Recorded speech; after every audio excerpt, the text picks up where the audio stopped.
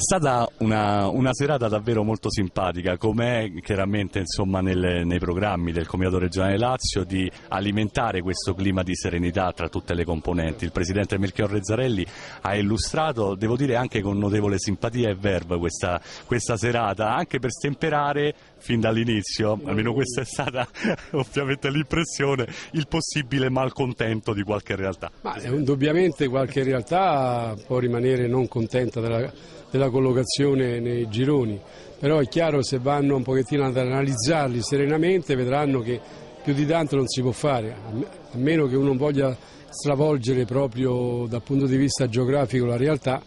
Allora è un altro discorso, però cercando di contemperare determinate esigenze, determinate richieste, perché le richieste ne arrivano tante.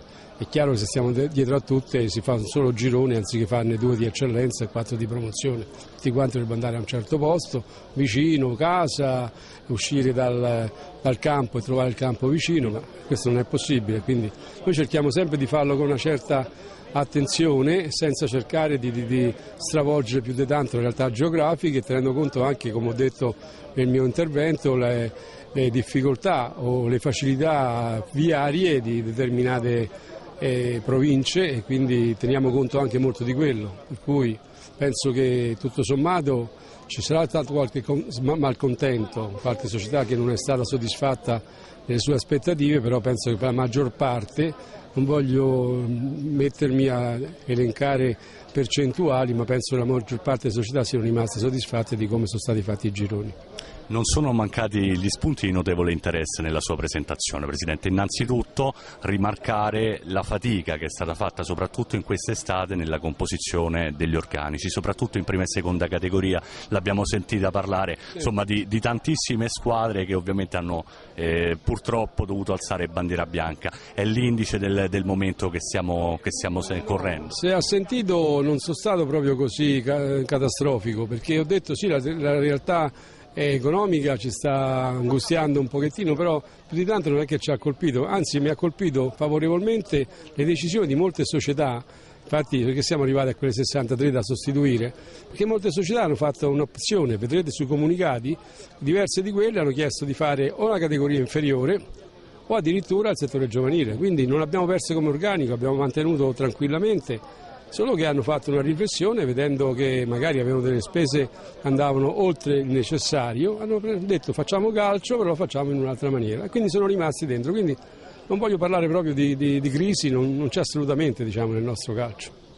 Tra l'altro, Presidente, lei ha accennato all'eventualità, magari a partire dalla prossima stagione, previo una sorta di referendum con le società ovviamente del massimo campionato regionale, quindi l'eccellenza, dell'applicazione dei play-off. Questa è una valutazione sentita da parte del Comitato regionale o quasi un suggerimento, se vogliamo, anche da parte di alcuni club che insomma si dice molti sarebbero tentati da questo? Dico sinceramente l'iniziativa nostra, perché i club ormai dopo il pronunciamento dell'anno scorso, che al 99% avevano detto no a questo fatto, però abbiamo voluto lasciare aperta la strada, la porta a qualcuno che aveva intenzione di poterlo riproporre, anche perché con condizioni diverse. Infatti io avevo parlato sempre che si potevano fare, ma in condizioni diverse, anche se sarebbe necessario diminuire il numero delle squadre dei 2 gironi, però non facendolo abbiamo questa possibilità adesso che ci viene data dalla Lega Dilettanti di fare una sola gara invece di fare andata e ritorno, e questo ci dimezzerebbe le partite e quindi già potrebbe essere più fattibile. Certamente poi è necessario trovare un calendario diverso, perché o si parte prima o si devono fare 2 partite in mezzo alla settimana, non ci piove, perché fermandoci a Domenica delle Palme e la Domenica di Pasqua è chiaro che ci mancano 2 giornate di campionato, dobbiamo andare a recuperare in qualche maniera. Ecco perché noi abbiamo fatto questa uscita, la condividiamo, però non è che ci ammazziamo se non si fa, ci mancherebbe altro, saranno le società a deciderlo. E da questo punto di vista è interessante, risulterà interessante anche da questo punto di vista ovviamente l'introduzione dell'apertura, voglio dire, del playoff di promozione anche alle terze classificate e con la conseguente però riduzione delle gare, quindi non più un doppio turno, questo anche nel campionato juniores, ma anche per quanto riguarda la promozione, quindi turno secco, un'innovazione che è stata turno secco con molto favore, devo dire. Esatto, anche perché questo permette di abbassare, diciamo, i costi e non solo. solo, permette anche soprattutto quelli che fanno le finali per il campionato juniores regionale, invece di uscire fuori dopo 5 partite ne escono fuori dopo 3. E a quel periodo, dopo aver fatto 30 partite di campionato e fare 3 sole partite anziché 5, può comportare per la nostra di respirare un pochettino e di presentarsi alle finali nazionali con le forze intatte anziché avere stress, affaticamento e quant'altro. Presidente, possiamo chiudere con un auspicio a livello personale, in qualità ovviamente di Presidente del Comitato Regionale Lazio, ai nastri di partenza di questa stagione? Certamente l'auspicio è quello che il campionato si svolga regolarmente, con tranquillità, infatti ho voluto accennare, non me ne vogliate, ma non siete voi la colpa è delle società che a un certo punto prendono spunto, l'occasione, quando vengono intervistati e quant'altro, di tirar fuori le peggio cose. Allora hanno una sede istituzionale dove rappresentarle e quindi cercare di togliere, stemperare veramente il clima di questi campionati, perché quando cominciano a sentire in televisione, sui giornali, affermazioni gratuite e quant'altro, è chiaro che la domenica, poi quando vanno in campo, qualcosa viene fuori. Ecco perché mi sono raccomandato per questo. Non c'entrate voi assolutamente, che voi fate il vostro lavoro, lo fate anche bene, quindi non è rivolta a voi l'indicazione, è rivolta alle nostre società. E l'augurio è che il campionato si svolga tranquillamente, senza grossi episodi, perché qualcuno dovrà metterlo sempre nel predicato, perché non c'è niente da fare. Sarebbe troppo bello arrivare fino alla fine del campionato senza espulsi, senza ammoniti, senza squalifiche, senza ammende, via discorrendo, sarebbe un sogno. Però cerchiamo di migliorare rispetto all'anno scorso, c'è stato un campionato abbastanza interessante e soprattutto abbastanza corretto, quindi speriamo che quest'anno si migliori anche. Ci allineiamo, in bocca al lupo. Grazie a voi. Grazie di cuore. Si è appena conclusa la festa dei calendari 2011-2012, subito prime valutazioni a caldo per il presidente della Diana Nemi, Giacinto Bertucci. Torni nel girone A dopo una stagione da dimenticare, lo possiamo dire apertamente, nuovo progetto, nuovo tecnico, tanti giocatori nuovi, ovviamente c'è una grande voglia di rivalsa. Sicuramente, torniamo come hai detto tu 2 anni fa, dove abbiamo fatto bene tra l'altro.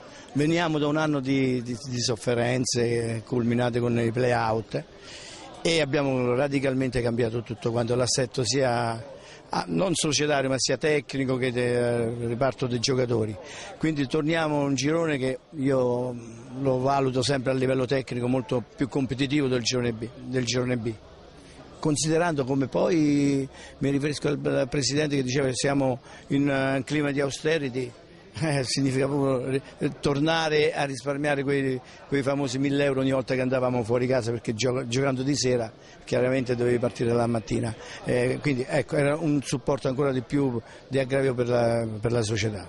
Come valuti anche le innovazioni proposte del Presidente? Ce ne sono state svariate, anche in proiezione futura si parla dei famosi play-off che potrebbero dare un ulteriore motivo di interesse a questo torneo. Beh, sicuramente, perché come diceva pure il Presidente siamo noi e un'altra regione che non fa i play-off, e io direi che ecco un'innovazione, anche così si dà maggior stimolo al campionato, altrimenti le ultime giornate sappiamo quando una squadra è arrivata a 44 punti e poi c'è il problema sempre dei giocatori, invece io lo ritengo un'innovazione molto positiva. La tua personalissima favorita per questo girone? Beh, per questo girone io metto l'Alba Longa, che viene sempre una squadra che ha militato in Serie D, ma sono 3 anni che prova continuamente, e l'Ostia Mare in primis. Io dico sempre questo, noi dobbiamo arrivare quintultimi, cioè evitare quei famosi 8 punti di play-out, insomma, che speriamo che quest'anno ci diano questa cosa qui. Grazie, in bocca al lupo. Tra gli addetti ai lavori, ovviamente scaramanzia permettendo, una delle favorite d'obbligo per quanto riguarda il prossimo campionato è sicuramente l'Ostia Mare del presidente Luigi Lardone. Buongiorno Presidente. Buongiorno, buonasera anzi. Allora, volevo sicuramente favorite, perché l'Ostia Mare non può non essere favorito in un campionato di eccellenza. Speriamo di rispettare un pronostico che viene dal blasone quest'anno. Abbiamo costruito una squadra, ritengo, equilibrata, e ritengo che possiamo avere la chance di giocarci il campionato fino alla fine, cosa che non è successa negli ultimi campionati. La passata stagione è stata contraddistinta da molti chiaroscuri per quanto riguarda il rendimento della prima squadra, invece grandi soddisfazioni per quanto riguarda il settore giovanile, in primis la Juniores che ha fatto davvero un campionato brillantissimo.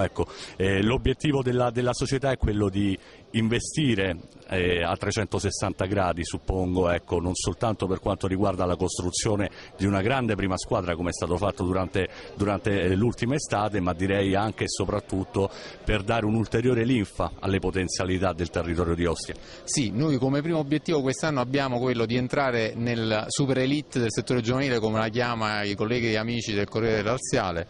Ci manca una categoria, speriamo di raggiungerla quest'anno, e ovviamente il fatto stesso che competiamo nelle categorie elite, in qualche modo speriamo di competere nei campionati di vertice nel settore giovanile, risponde da solo alla sua domanda. Quindi sicuramente è un settore giovanile a cui teniamo molto e che diventa un propulsore, motore propulsivo fondamentale di tutta la nostra società. Abbiamo detto che sicuramente l'Ostia Mare non si nasconde per quanto riguarda i suoi obiettivi. Tra le avversarie più insidiose, Presidente, quali ritieni possano essere? Albalonga e Pisoniano sia per tradizione sia per la qualità dei giocatori. Poi adesso le altre squadre non le conosco benissimo, però penso queste due sicuramente. Poi ci sarà sicuramente qualche sorpresa. Il Real Pomezia mi sembra una buonissima squadra, aveva tanti nostri ex giocatori, quindi ci saranno tante sorprese. Io penso che sarà un campionato con tante mine vaganti, a differenza magari degli anni scorsi, diciamo più un livello medio alto che non squadre fortissime e squadre debolissime. In bocca al lupo, Presidente. Sicuramente desta molta curiosità il ritorno del Guidonia in eccellenza dopo un lustro da grande protagonista in Serie D, insomma al termine della scorsa sfortunata, travagliata stagione è arrivata questa retrocessione. Tra i motivi insomma sicuramente di soddisfazione, però nell'enclave del Presidente Bernardini il ritorno di Marco Guidi, direttore sportivo, che a Guidonia ha lasciato un grandioso ricordo. Ben trovato, Marco. Grazie, un saluto a tutti voi. Diciamo di sì, sono tornato felicemente a Guidonia, che è un po' una seconda casa per me, mi piace il progetto che ha presentato il Presidente, quindi diciamo ci sono tutti i buoni motivi per poter lavorare e ricreare un ciclo come quello. Naturalmente per un ciclo vincente bisogna aspettare un po' di tempo. Composizione dei calendari, c'è chi ha storto un pochino il naso, c'è chi ha trovato motivi di soddisfazione. Voi come Guidonia come vi relazionate con questi calendari? I calendari non abbiamo nulla da eccepire, sono stati tutti calendari ottimi, diciamo fatti secondo una base geografica, secondo me abbastanza valida, quindi ancora una volta il Comitato si è dimostrato all'altezza della situazione, diciamo. C'è il derby con il Pisoniano, altro club nel quale hai lavorato, sicuramente una gara da cerchiare in rosso, come presumo anche quella contro l'Ostia Mare del tuo ex pupillo Fabio Quadrazia. Certo, sicuramente saranno due partite che daranno emozioni, no? Il calcio poi è bello anche per questo. Qualche lagrimuccia può darsi che a Pisoniano uscirà pure fuori, però diciamo che mi fa piacere, ecco, ritornare e lavorare con Quadraccia. È stato un piacere averlo come calciatore e sarà un piacere anche averlo come non nemico ma diciamo avversario con l'Ostia Mare, al quale faccio un grosso in bocca al lupo perché sapendo le ambizioni insomma gli auguro sicuramente di fare molto bene. Le tue personali favorite al titolo? Diciamo che penso che sia un po' un discorso a due tra Albano e Ostia.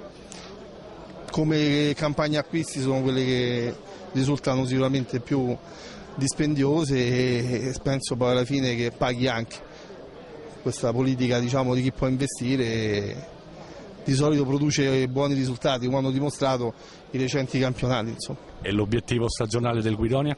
È ricreare un gruppo dove alla fine si possa puntare a fare qualcosa di positivo ma quando la base è pronta, quindi stiamo lavorando molto sui giovani per poter poi con alcuni innesti diciamo nel tempo provare a riportare Guidonia in quello che è il suo alveo naturale, diciamo un bacino d'utenza così grande merita la Serie D.